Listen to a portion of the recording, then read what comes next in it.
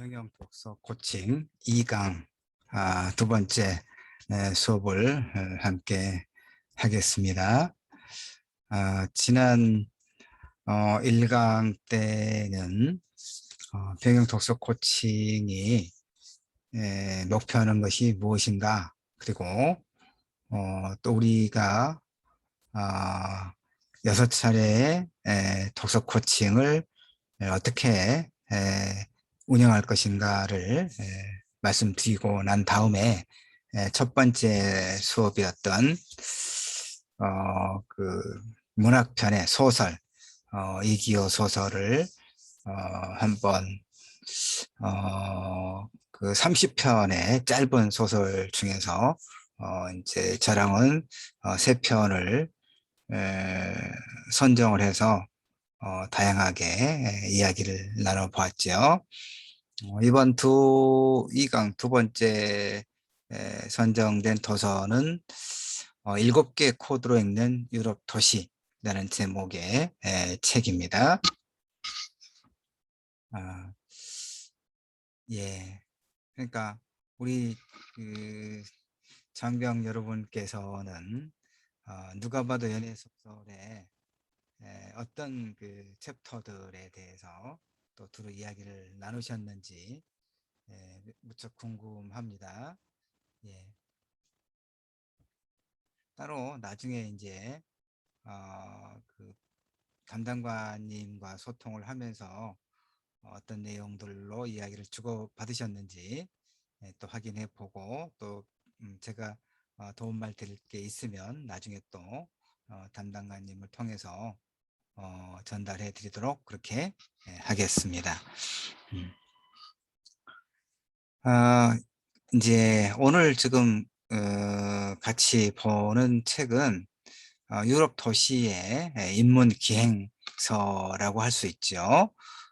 우선 우리 장병 여러분들께서도 국내외에 다양한 공간에 장소를 여행을 하셨을 터인데, 그 여행을 하고 여행을 하면서 사진을 찍는 것은 뭐 기본이고요. 그 다음에 또 이제 좀 짧게라도 기록으로 남기는 경우가 많이 있죠. 카카오톡 그 스토리도 그렇고 페이스북을 비롯한 SNS라든가 블로그라든가, 그 다음에 이제 또 그야말로 종이책에 되면 메모를 일기처럼 뭐 메모를 남기기도 하고 그렇게 하지요. 그렇게 기록을 남기는 것은 어떤 의미가 있을까요? 대체로 이제 우리의 기억은 시간이 지나면 세세한 부분까지 다 기억에 남아 있지는 않지요. 그래서 이제 그 여행지에서 그야말로 보고 듣고 느낀 것들을 간략하게 또 기록해 둠으로써 그 여행지에서의 그런 경험을, 우리 일상이라고 하는 것은 거의 비슷한 패턴이 반복되는 것이기 때문에 이제 이렇게 한 번씩 여행을 했을 때는 그 일상의 그 권태로움이랄까, 평상심이랄까, 이런 것을 조금 벗어나서 다소 활력을 주는 그런 역할을 여행이 하는 것이죠. 그러니까 그런 기록을 남긴다고 하는 것은 나중에 그 기억을 되짚어 봄으로써 우리 각자의 삶을 의미 있게 되돌아본다고 하는 그런 의미가 아마 있겠죠. 그래서 우리 병영 독서 활동에서도 매번에 그 선정된 도서를 읽고 또 제가 이제 일정하게는 안내 말씀을 드리긴 합니다만은 제한된 시간 안에 그 많은 내용들 모두를 다 이야기를 할 수는 없기 때문에 일정하게 이렇게 제가 선정을 해서 말씀을 드리는 거잖아요. 그래서 나머지 부분은 이렇게 책을 읽고 이야기를 나눠보면 의미가 있지 않겠습니까? 라고 또 안내를 해드리고요. 그런데 개인적으로도 이 기록, 책을 읽고 제목과 작가와 출판 연도와 출판사, 기본적인 서지 사항을 적어 놓은 다음에 주된 줄거리를 정리를 또 하고 느낀 점이라든가 그 이야기들이 그야말로 나에게 나의 삶에 어떤 의미가 있겠는가 하는 것을 좀 메모를 해 두는 습관이 매우 중요하다, 이렇게 좀 안내를 드립니다. 그다음에 이제 책을 읽다 보면 7개 코드로 유럽의 도시의 역사, 문화, 이런 것들을 이 저자가 이야기하고 있습니다만은, 이제 그 제일 마지막 챕터인 꿈, 거기 보면 문학은 꿈이다, 이렇게 또 이야기하는 부분이 있습니다. 간접 이것은 좀, 예, 오타가, 아이고, 오타가 나왔군요. 제가 오타는 바꿔서 또 이렇게 보내드리도록 하겠습니다. 그러니까 우리가 1강 때 소설과 관련해서 문학을 읽는다는 것은 어떤 의의가 있는가를 제가 간략하게 설명한 바 있습니다만은, 아마 그때도 비슷한 얘기 했을 겁니다. 문학의 본질은 허구다.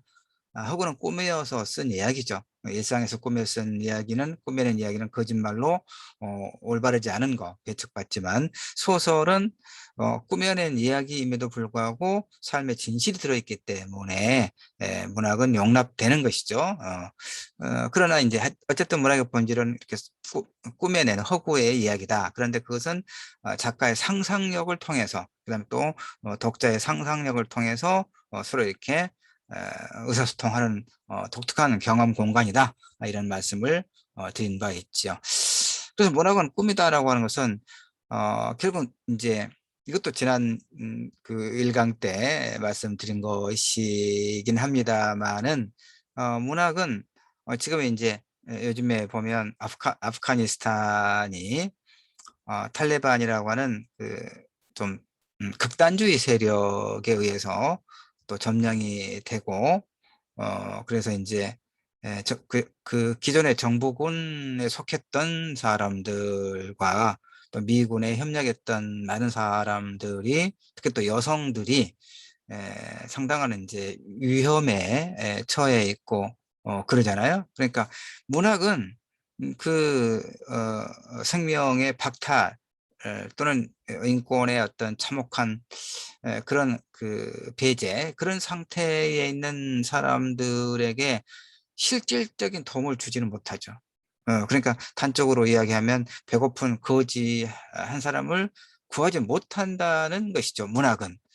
그럼에도 불구하고 문학은 왜 우리의 삶에 영향을 주고 또 가까이에 존재하는가, 그 존재에 또 지속성이 있는가라고 했을 때, 문학은 바로 그 하루 배고픈 사람의 한 끼의 양식도 되지 못하는 그런 무용성, 그 실용적이지 못한, 소위 쓸모없음, 그런 존재이면서도 또 역설적으로 바로 그렇기 때문에 문학은 하나의 이제 바로 우리의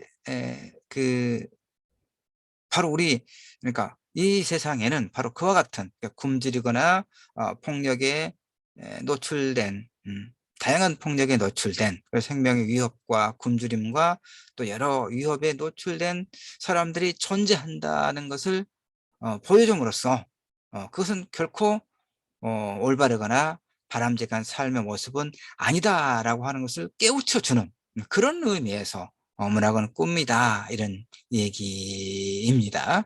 그래서 이제 체 게바라 같은 사람은 이렇게 이야기했죠. 우리 모두 리얼리스트가 되자. 그러나 가슴에는 불가능한 꿈을 꾸자. 간직하자. 리얼리스트는 뭐 현실주의를 말하는 것이죠. 우리의 현실에 대해서 충분하게 이해하고, 현실을 토대로 우리의 삶을 어떻게 더 좋은 방향으로 나아가게 할 것인가, 그런 꿈을 꾸자. 그것이 또 문학이다, 이런 얘기입니다. 자, 그래서 이제 이 7개 코드로 읽는 유럽 도시를 여행을 하다 보면은 바로 이제 그 지금 말씀드렸던 뭐 문학은 꿈이다. 꿈은 이제 어떤 상상력이다. 꿈꿀 수 있는 뭐 이런 것과 관련된 이야기를 조금 더 이제 할 수 있겠습니다. 지금은 여기 보면 이제 이게 두 번째 우리 선정된 도서 표지죠. 7개 코드로 읽는 유럽 도시. 그다음에 이 책은 윤혜준 선생이 썼는데, 이 윤혜준 선생은 연세대학교 영문과 교수입니다. 그래서 이제 윤혜준 그 선생이 그 머릿 말에, 작가의 말에 이렇게 써놨더라고요. 이 책의 주인공은 지난 20여 년간 서양의 문학, 철학, 역사를 현지에서 느끼고 체감하기 위해 기회가 있을 때마다 찾은, 누가 찾았겠습니까? 윤혜준, 이 글 저자죠. 저자가 찾은 영국과 유럽의 도시들이 도시다. 그래서 이제 독특하죠. 돌, 물, 피, 돈, 불, 발, 꿈, 이렇게 7개 코드를 따라서 여행하다가 유럽 역사 속 한 시간대, 한 공간에 우리를 이제 데려다 놓는 그런 구성으로 되어 있습니다. 그래서 오래된 유럽 도시가 감춰놓은 과거, 그 도시의 기억이 영문학자인 이 저자를 통해서 한 편 한 편 완결성을 갖추고, 그다음에 7개 코드, 근데 그 안에서도 또 7갈래, 이렇게 49가지 이야기로 이제 구성이 되어 있죠. 그래서 이 책도 사실은 분량이 굉장히 많죠. 그러니까 이렇게 7개 코드, 아까 봤죠? 돌, 물, 피, 돈, 불, 발, 꿈, 7개 코드. 각각의 코드에, 그다음 꿈이라고 하는 이 코드에도 또 7개의 갈래의 이야기가 있단 말이에요. 그러니까 전체 49가지 이야기니까 우리가 이 제한된 시간에 이걸 다 이야기를 할 수가 없죠. 우리 장병 여러분들도 마찬가지입니다. 2시간 동안 이제 모이셔서 제가 영상으로 이렇게 안내해 드리는 1시간짜리, 물론 이제 1부 30분, 2부 30분 그렇게 나누어서 또 만들 것인데, 1시간짜리 제 안내를 또 참고를 하시면서 2시간 동안 이 책과 관련된 다양한 이제 이야기들을 나누실 터인데, 이 49가지 이야기 모두를 다룰 수는 없죠. 너무 또 지루하기도 하죠. 그래서 지난 시간에 그랬던 것처럼 그 여러분들께서, 여러 장병 여러분들께서 한 분씩, 그러니까 7개 코드니까 하나씩 맡으면 될 것 같아요. 이제 중복될 수도 있겠죠. 인원이 더 있으니까. 그래서 어, 어떤 한두 분이 이를테면 돌이라고 하는 코드를 맡고, 또 다른 한두 분은 물이라고 하는 코드를 맡고, 거기만 이제 집중적으로 읽으신다는 얘기죠. 그리고 모여서는 이제 그 읽은 분들, 그 읽은 내용들 중에서 또 7개 다 할 필요는 없을 것 같아요. 한 두세 가지 정도 이렇게 에, 본인에게 좀 더 관심이 있었던 그런 챕터, 그런 주제의 이야기를 설명을 하고, 어떤 의미가 있었고 어떤 또 재미가 있었는가, 이런 얘기를 나누면 이렇게 퍼즐이 완성되듯이 그렇게 완성이 되는 것이죠, 전체가. 자, 그다음에 이제 저는 이제 아까 이야기하기도 했습니다만은 그 7개 코드로 만든 7개, 각각의 7개 이야기 중에서 제일 마지막에 꿈을 주제로 한, 꿈을 코드로 한 7개 이야기 중에서 한 4개 정도 살펴보려고 합니다. 우선 이제 교회의 발 아래로 도시가 펼쳐지듯, 이런 제목의 이제 꿈이라고 하는 코드로 이야기를 엮어가고 있는 그 챕터에서 첫 번째 소주제 이야기가, 제목이 이렇게 되어 있거든요.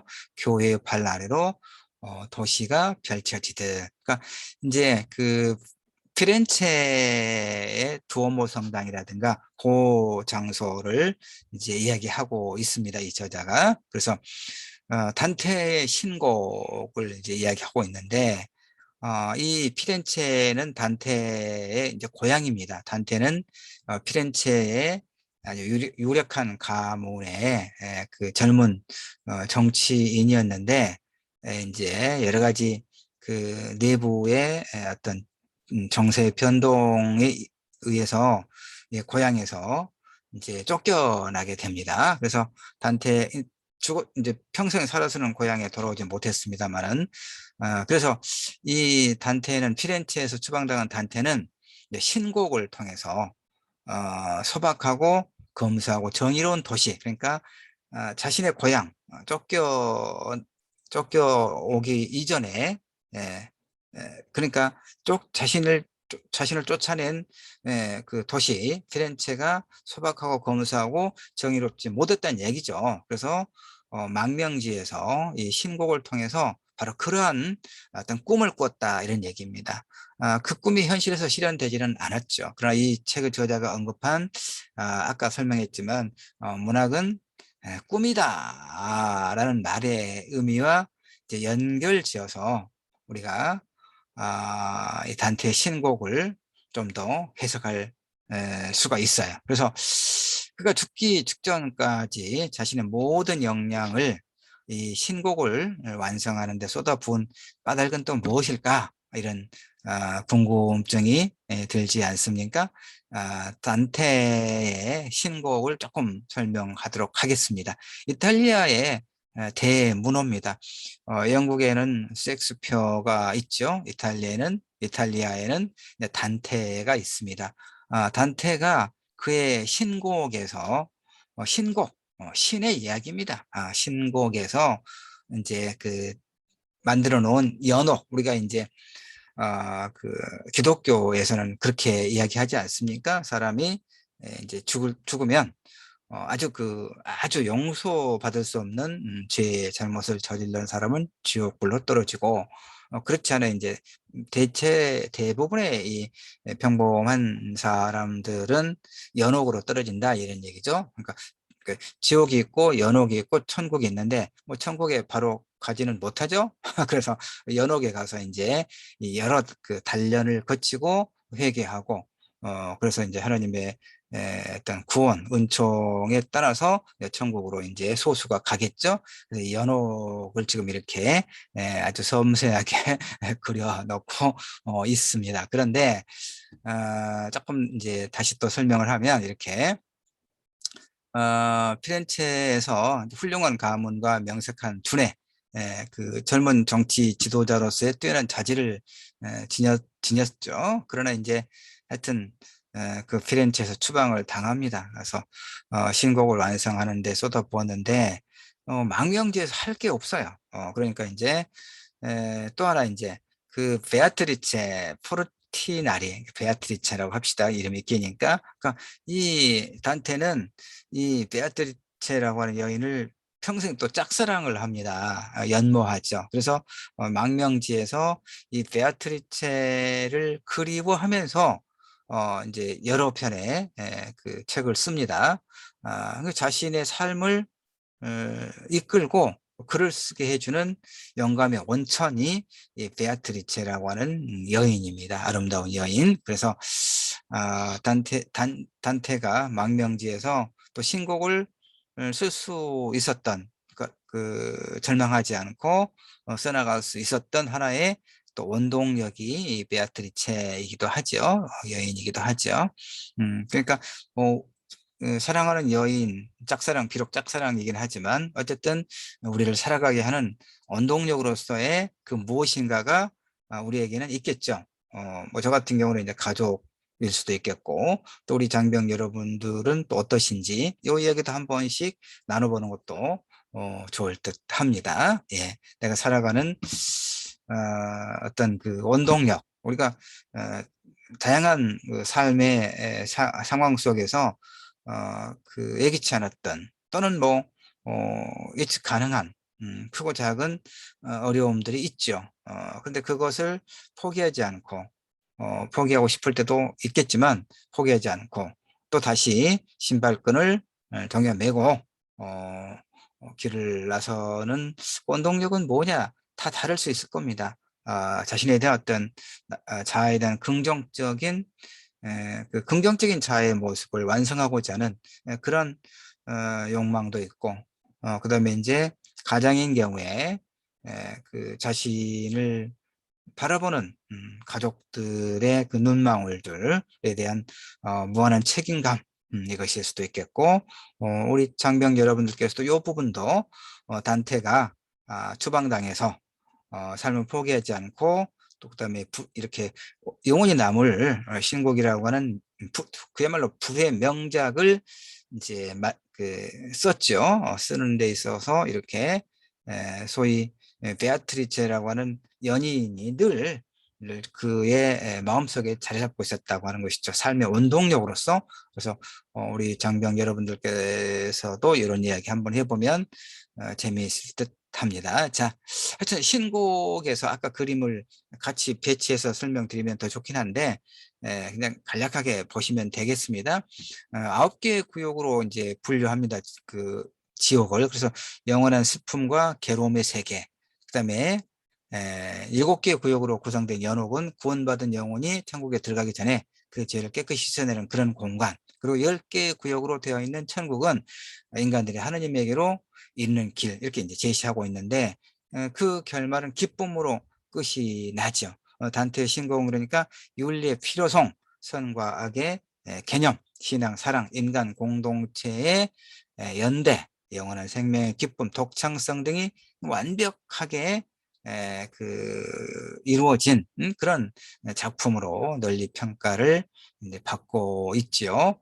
자, 그런데 이제 그 첫 번째 챕터에서 이야기하고 있는 게 이 피렌체, 그러니까 피렌체를 상징하는 건축물 중에서 특히 두오모 성당, 산타 마리아 델 피오레 대성당의 두오모 성당인데 이렇게 생겼는 모양입니다. 저도 가보진 못했습니다. 음, 피렌체, 그러니까 메디치 가문이 다스렸고 아름다운 문화와 경제적 풍요를 꽃피운 르네상스 시대를 상징하는 그런 대표적인 도시 중에 하나입니다. 메디치 가문은 이제 아주 부유한 그 세력가로서 또 어떤 문화 예술을 후원했던 그런 이제 가문으로도 굉장히 또 유명하지요. 예. 그다음에 그래서 지금 이렇게 첫 번째 그 챕터에 그러니까 꿈을 주제로 한 꿈을 코드로 한 그 챕터에서 첫 번째 글 교회 발랄의 도시가 펼쳐지다, 이것은 이제 그 단테의 신곡이, 그러니까 단테의 고향인 피렌체의 두오모 대성당, 그러니까 피렌체라고 하는 그 장소, 여행지와 관련된 이야기가 들어있고, 저는 이제 단테의 신곡과 관련해서만 또 압축해서 설명을 좀 드렸습니다. 그러면서 그 단테가 망명지에서 좌절하지 않고 살아갈 수 있었던 하나의 힘, 원동력으로 작용했던 게 베아트리체라고 하는 그 마음속의 연인이었다. 이런 이야기를 했었죠. 네, 두 번째 이야기는 어, 심판, 이제 그 심판의 날에 저의 죄를 묻지 마소서라고 하는 제목의 글입니다. 그 최후의 심판, 미켈란젤로가 그린 최후의 심판과 연결된 글이죠. 1527년 신성 로마 제국 황제 카를로스 5세의 독일인 용병들이 르네상스 로마를 공격하죠. 로마를 공격해서 교황이 다스리는 이제 지역을 말합니다. 그래서 이제 교황이 이때는 이제 소위 그 세속 군주 신성 로마 제국 황제가 로마 교황보다 훨씬 더 이제 큰 어떤 영향력을 갖게 되죠. 힘의 그 세력 관계가 이렇게 이제 기울어지게 되죠. 그래서 이제 교황이 신성 로마 제국 황제 카를로스 5세에게 띄어쓰게 해야 되는데 반기를 들자 황제가 이제 그 용병들을 보내서 이 약탈을 합니다. 약탈을 하는데 독일 용병들은 교회 수돈을 파괴하고 수녀들을 겁탈하고 또 귀부인들을 납치해 매춘을 강요하는 그런 만행을 저지르죠. 사실 전쟁이라고 하는 게 그렇습니다. 전쟁이라고 하는 게 용병들이 떠난 후 남겨진 도시는 아주 처참했고요. 그래서 인구는 절반으로 줄었고 사망자만 해서 12만여 명, 강간당한 여인이 수천 명, 무너진 교회와 불에타 잿더미가 된 저택들만 즉 폐허만 남았다는 것이죠. 그래서 이제 이 미켈란젤로의 그림 최후의 심판은 이제 바로 그런 그 전쟁과 약탈과 그다음에 생명의 박탈과 폐허로 남은 이 르네상스 로마의 그런 상황을 잘 그리고 있는, 묘사해 놓고 있는 그림이죠. 그래서 미켈란젤로는 16세기 중반 당시의 교황 클레멘스 7세에게 7세로부터 이 시스티나 성당의 제단 위 벽에 체외 심판들 그려달라라고 하는 명을 받죠. 그래서 이 클레멘스 7세가 교황이죠. 교황이 이 그림을 주문하는 것은 앞장에서 봤던 것처럼 신성 로마 제국 군에 의한, 신성 로마 제국의 황제의 그 용병들에 의한 르네상스 로마의 점령과 약탈 등 이런 재난의 연속에 대한 어떤 분노의 감정을 또 기록하고 그다음에 또 달래기 위한 그런 목적이었다라는 것이죠. 자, 이 두 번째 이야기, 그림과 관련돼서 또 우리는 어떤 이야기를 해볼 수 있을까요? 그러니까 인간의 모든 성취와 자랑이 무색해지는 마지막 순간, 거대한 벽화 속에 뒤틀리고 뒤엉켜 있는 육체들, 그들은 이 마지막 순간에 르네상스 문화의 부흥을 이야기하죠. 그러니까 고대 그리스 시대의 그런 어떤 찬란했던 인간 이성 중심의 그런 문화를 다시 되살리자고 하는 그런 어떤 그 하나의 운동, 문의 운동이 르네상스거든요. 그러니까 로마 가톨릭의 그런 주술적 세계관을 넘어서서 이성 중심, 인간의 이성 중심의 그런 세계관의 변화를 추구했던 것이 소위 르네상스거든요. 그러니까 이 르네상스는 이제 화려하죠. 그다음에 또 그러니까 그 신의, 그러니까 가톨릭의 그런 엄숙한, 가톨릭에서 중세 로마 교회에서 강요했던 그런 엄숙한 삶에서 벗어나서 인간의 어떤 자유로운 욕망을 발현하고자 하는 그런 어떤 시대이기도 해요. 그래서 화려함, 쾌락, 또 일정하게는 허세, 사치, 이런 것들이 결국은 크나큰 하나의 그 어떤 재난으로 변해버린 것을 그리고 있는 것이죠. 상징하는 것이죠. 그건 결국 허황된 꿈에 불과했다. 이런 것을 이 그림을 통해서 알 수 있다라고 이 책의 저자가 덧붙이고 있죠. 전쟁의 원인, 전쟁이 가져오는 참상, 그다음에 그런 것으로부터 어떤 우리가 교훈을 얻을 수 있을 것인가. 특히 이제 우리 이 변경 독서 코칭을 함께 이제 이 책을 읽는 우리 장병 여러분들, 특히 이제 군대에 계시고 그렇기 때문에 더 이런 주제는 그 더 이렇게 일상적인 어떤 일상적으로 좀 더 가까운 이야기일지 모르겠습니다만은 전쟁에, 그러니까 그 조금 이따 2부에서도 또 이야기할 부분이긴 합니다만은 지금 우리가 코로나 바이러스가 전 세계적으로 이제 2년 가까이 이렇게 확산세가 멈추지 않고 있기 때문에 우리 병영 독서 코칭도 이렇게 비대면으로 하고 있지 않습니까? 그러니까 이제 제가 다른 글에다 쓰기도 했습니다만은 전쟁과 이런 역병, 대규모의 이제 전염병, 역병이라고 합니다. 그러니까 전쟁과 역병 이 두 가지가 인류의 역사에 개입하고 어떤 정신사의 어떤 전환에 또 상당한 영향을 끼치고 그러거든요. 근데 이 전쟁과 역병은 대체로 함께 옵니다. 함께 오는데 일단 이 전쟁의 원인은 음, 물론 다양하죠. 전쟁의 원인은 다양하고 이제 특정한 어떤 전쟁인 경우를 또 가정에서 이야기해 볼 수도 있지 않겠어요. 그러니까 뭐 이를테면 우리 지금 여기는 이제 유럽의 도시들, 또 유럽의 역사를 이야기하고 있습니다만은 우리의 경우도 하나 예를 들어서 우리 장병들께서 토론해 볼 수가 있을 겁니다. 예컨대 고려 시대에 몽골이 또 14세기 중엽일 거예요. 몽골이 중국을 넘어서서 저 유럽 지역까지 그야말로 그러니까 그 역사상 이 고대 로마가 인도 전역까지 진출해서 동서를 잇는 하나의 대제국을 건설했고 또 나중에 14세기, 13세기 중엽 14세기 이때 또 이 몽골이 징기스칸 몽골이 또 실크로드를 거쳐서 유럽 지역까지 동서를 잇는 대제국을 건설하죠. 이 징기스칸의 손자인 쿠빌라이 칸이 징기스칸의 뒤를 이어서 소위 몽골의 황제 칸이 됐죠.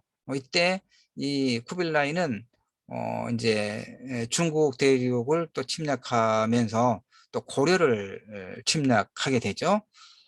바로 이 고려가 몽골군을 맞아서 전쟁을 벌이고 그러면서 이제 나중에 강화도로 이제 이렇게 조정을 옮겨가서 버티다가 또 나중에 이제 원종이 항복을 하고 개경으로 이제 옮겨가고 그런데 삼별초구는 강화에서 남아서 저항을 하죠. 그래서 진도로 오고 제주도로 옮겨가고 그러면서 몽골에 3년여 동안 저항을 합니다. 바로 이런 전쟁의 원인과 또 전쟁이 가져오는 참상, 전쟁은 결국은 엄청나게 많은 사람들의 생명을 박탈하고 여인들을 성적으로 착취하고 그다음에 인간의 어떤 삶의 토대를 다 이렇게 폐허로 만드는 그런 어떤 그 참혹함을 가져오지요.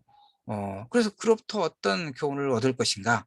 아, 인류는 대체로 그런 그 대규모의 전쟁으로부터 뭔가 교훈을 얻었다 싶으면서도 실제로는 그렇지 않은 듯 보여요. 왜냐하면 끊임없이 그런 분쟁과 전쟁과 같은 재난 상황이 거듭되고 있는 걸 보면 말이죠. 그래서 지금 이 부분에서 제가 지금 안내했던 이 미켈란젤로의 최후의 심판과 관련된 그 이야기를 통해서 아까 이제 그 전쟁 특정은 어떤 또 여러 장병들 나름대로 저는 아까 이제 그 고려 시대의 몽골의 침략과 또 거기에 맞섰던 삼별초의 항전을 간략하게 언급했습니다만은 바로 그 이야기를 해도 되고요. 또 여러분이 뭐 어떤 특별한 이야기, 어떤 전쟁 이야기를 가지고 전쟁의 원인과 그 참상이 무엇인가, 그로부터 어떤 교훈을 우리가 얻을 수 있겠는가, 이런 이야기를 해 보시면 의미가 있겠다, 이런 생각을 합니다. 자, 여기까지 해서 2강 1부를 마치고 또 잠시 쉬었다가 2부에서 또 나머지 이야기를 이어가도록 하겠습니다. 예, 감사합니다. 좀 쉬시죠? 피곤하실 테니까.